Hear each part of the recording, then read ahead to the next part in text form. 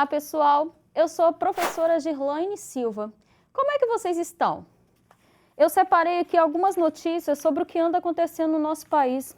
Poxa vida, são várias notícias sobre a falta de cilindros de oxigênio nos hospitais de vários estados. E o que isso, na verdade, dificulta ainda mais a situação da Covid-19 no nosso país. Vejam esse comentário. Se o oxigênio está no ar, por que os cientistas não enchem esses cilindros de ar para levar aos hospitais? Ai, gente, será que isso é possível? Mentira? Fake news? Será que é verdade? Bem, se vocês querem saber a resposta, venham comigo, porque hoje vocês vão entender o que é que tem no ar. Para começar, vem a primeira questão. Mas, professora, a gente nem enxerga o ar. Como é que a gente pode provar que ele existe? Na verdade, a gente pode provar sim, e de várias maneiras. Vamos avaliar esses dois experimentos aqui. Vocês vão precisar de seringa e balões, espeto ou uma régua e barbante se vocês quiserem reproduzir na casa de vocês. A primeira coisa que vocês vão fazer é pegar a seringa e puxar e empurrar o êmbolo e observar. Como vocês podem ver, o êmbolo consegue ser empurrado facilmente. Agora vocês vão colocar o dedo na ponta da seringa e empurrar o êmbolo. Vocês vão observar que ele vai até certo ponto e depois ele não consegue mais ser empurrado. Isso acontece, gente, porque essa seringa não está vazia. Ela está cheia de ar.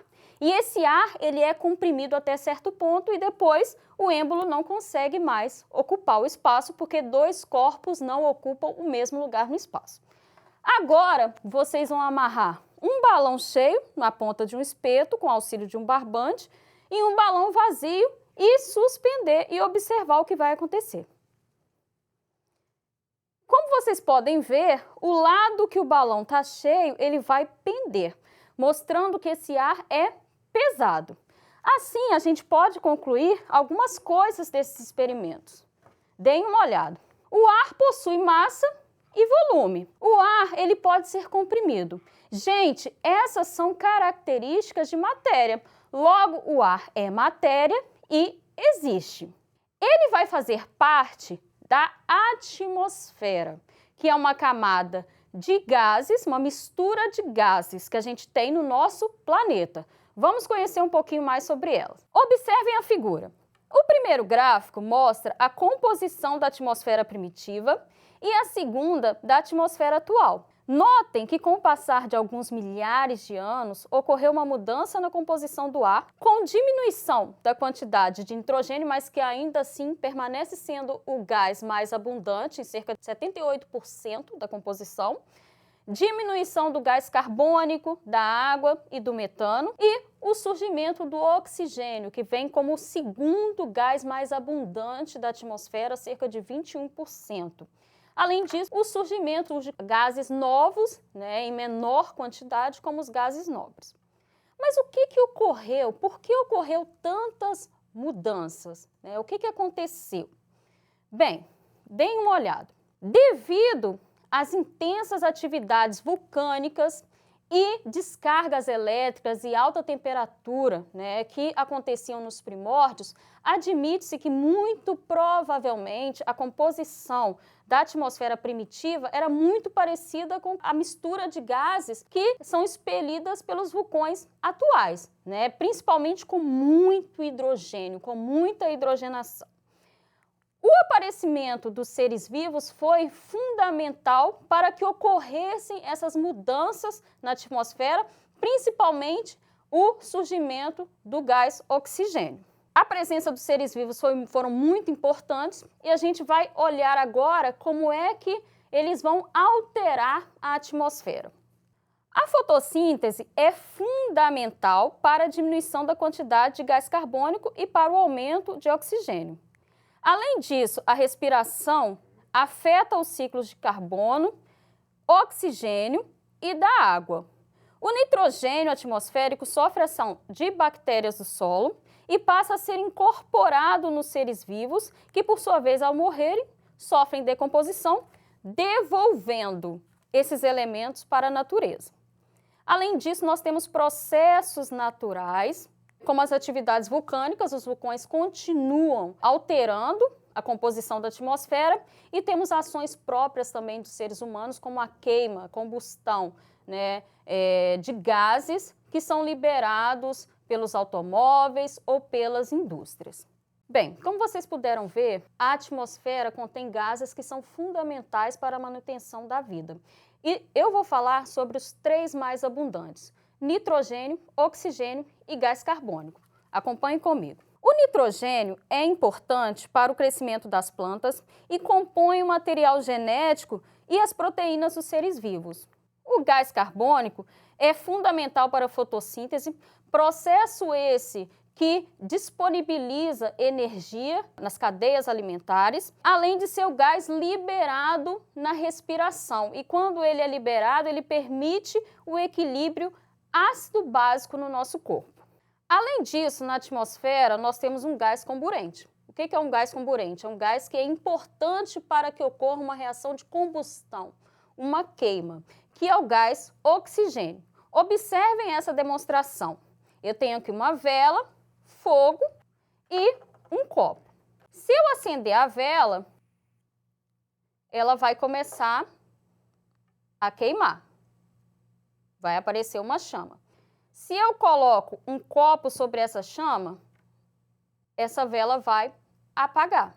Isso acontece porque, para que ocorra a queima de um combustível, neste caso aqui, a parafina, é necessário um comburente, que é o oxigênio. Quando eu coloco o copo sobre essa vela acesa, o oxigênio passa a ser todo o oxigênio existente dentro do copo. E quando ele é todo consumido, a vela vai apagar essa chama, né? E é importante a gente pensar que a reação de combustão, as reações de combustão são extremamente importantes, né? Através dela que a gente consegue, por exemplo, cozinhar os alimentos, consegue fazer com que os automóveis se movam, né? E outra coisa importantíssima sobre o oxigênio é que sem ele, a maioria dos seres vivos não conseguiriam completar os seus processos de obtenção de energia, né, que a gente chama de respiração celular, como vocês podem ver aí no slide. O oxigênio ele entra no nosso corpo através de outro processo que é a respiração pulmonar. Quando a gente inspira, esse oxigênio entra, chega até os nossos pulmões e a partir daí são levados pela corrente sanguínea e distribuídos para todas as nossas células, para que eles façam um processo de respiração celular. Quando expiramos, colocamos o ar para fora, a gente vai estar também liberando o gás carbônico que é produzido em excesso no nosso corpo. Vocês viram, né, que a atmosfera ela é importante e que o gás oxigênio é fundamental para que os seres vivos aeróbicos façam o processo de respiração. Porém, alguns fatores vão estar alterando a qualidade do ar que a gente respira. Vamos conhecer alguns deles. O primeiro é que a atmosfera varia de acordo com a altitude. Deem uma olhada nessas notícias. Eu acredito que muitos de vocês já ouviram falar que muitos jogadores que vão jogar em lugares de grande altitude, como La Paz, precisam de um preparo físico maior. Isso acontece porque La Paz é uma cidade que está a mais ou menos 4.000 metros acima do mar. Quanto maior a altitude, observem na figura, menor a coluna de ar e esse ar passa a ser mais rarefeito, com menor concentração de gases, incluindo o gás oxigênio. Quanto menor a altitude, maior a coluna de ar. Por isso que os jogadores, quando vão jogar em cidades que estão ao nível do mar, conseguem desempenhar a sua performance sem grande dificuldade. Outro fator é que o ar pode conter impurezas, que podem ser decorrentes provenientes da poluição, da emissão de gases. Observem a figura, aqui a gente tem um exemplo de inversão térmica, que é um processo meteorológico, né, que impede a circulação dos ventos, que são muito comuns nos centros urbanos. O ar frio fica aprisionado nas camadas mais baixas, retendo os poluentes mais na superfície. E isso pode levar a doenças das vias respiratórias, como asma, bronquite. E, gente, o ar também pode conter impurezas, que são micro-organismos causadores de doenças que viajam nas gotas de saliva ou em partículas de poeira, como é o caso do vírus da gripe, do coronavírus. Então, por isso que é importante que vocês mantenham o uso da máscara.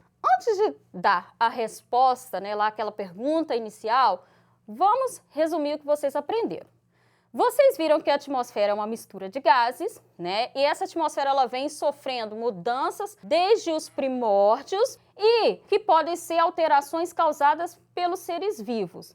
Nessa mistura de gases, nós temos o gás oxigênio, que é fundamental para a respiração dos seres vivos aeróbios.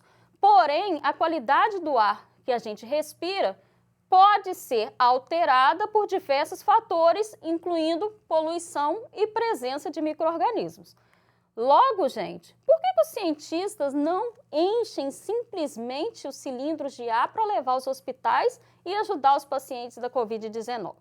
Bem, isso não pode acontecer porque nós vimos que o ar é uma mistura de gases. Então, por isso, o ar que vai nos cilindros hospitalares, ele precisa passar por processos de purificação para separar o oxigênio dos outros gases, concentrar esse oxigênio, além de também retirar impurezas, para que fique próprio para que essas pessoas possam respirar um ar de qualidade sem causar nenhum mal.